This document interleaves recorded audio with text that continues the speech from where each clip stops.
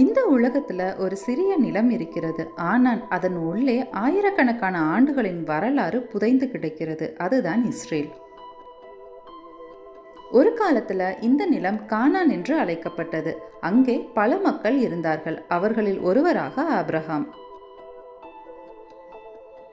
அவர் ஒரு புதிய நம்பிக்கையை எடுத்தார். ஒரே தேவன். அவருடன் தொடங்கியது ஒரு பயணம், ஒரு குடும்பம், பின்னர் ஒரு மக்கள். இங்குதான் அடையாளம் ஆரம்பித்தது. காலம் சென்றது. அந்த மக்கள் எகிப்துக்கு அடிமைகளாக சென்றார்கள். அங்கே அவர்கள் துன்பம் அனுபவித்தார்கள். அந்த நேரத்தில் எழுந்தார் மோசஸ். அவர் வழி நடத்தியது ஒரு வெளியேற்றம். எக்ஸோடஸ்னு சொல்றாங்க. அது ஒரு சாதாரண எஸ்கேப் இல்லை, அது ஒரு அடையாளம். அடிமைத்தனத்திலிருந்து விடுதலை, தேவனின் சட்டம், புதிய வாழ்க்கை. பின்னர் அவர்கள் தங்கள் நிலத்தில் ஒரு ராஜ்யம் அமைத்தார்கள். அந்த நேரத்தில் எழுந்தார் டேவிட்.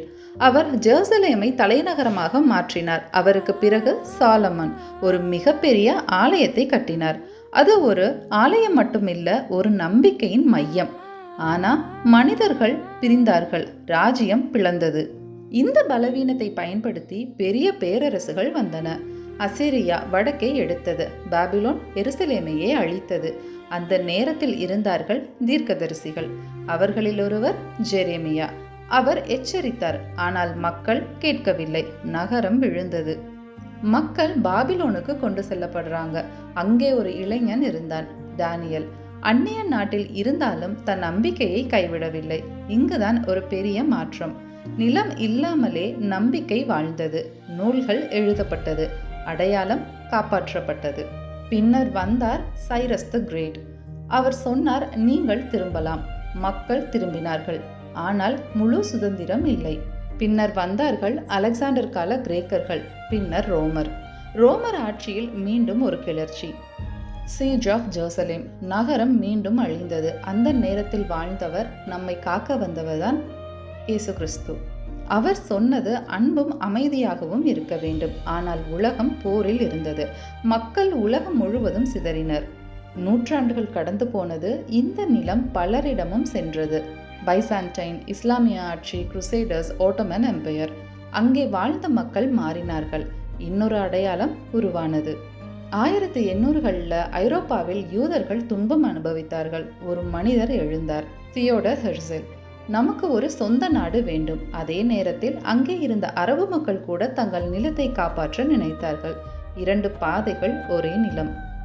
2ஆம் உலகப் போர், த ஹோலோகாஸ்ட். மில்லியன் கணக்கான மக்கள் கொல்லப்பட்டார்கள். உலகம் அதிர்ந்தது. 1948 declaration of the state of Israel உருவாகுது. ஆனா உடனே போர் ஆரம்பிக்குது.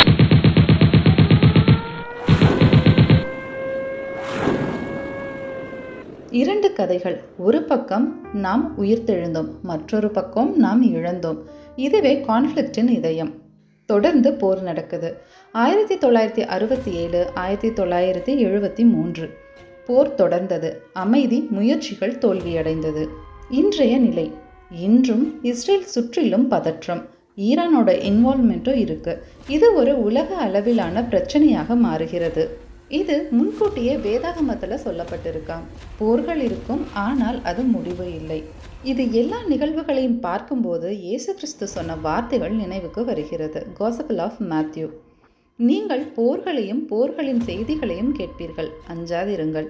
இவை நடக்க வேண்டியதுதான், ஆனால் அது முடிவு அல்ல. அவர் இன்னும் சொல்கிறார், ஜாதி ஜாதிக்கு எதிராக எழும், ராஜ்யம் ராஜ்யத்திற்கு எதிராக எழும். மேலும் பஞ்சங்களும் நடுக்கங்களும் பல இடங்களில் வரும். பின்னர் ஒரு முக்கியமான வரி, இவை எல்லாம் வேதனைகளின் ஆரம்பம். அதாவது போர்கள் வரும், உலகம் கலங்கும், ஆனால் அது உடனே முடிவு இல்லை.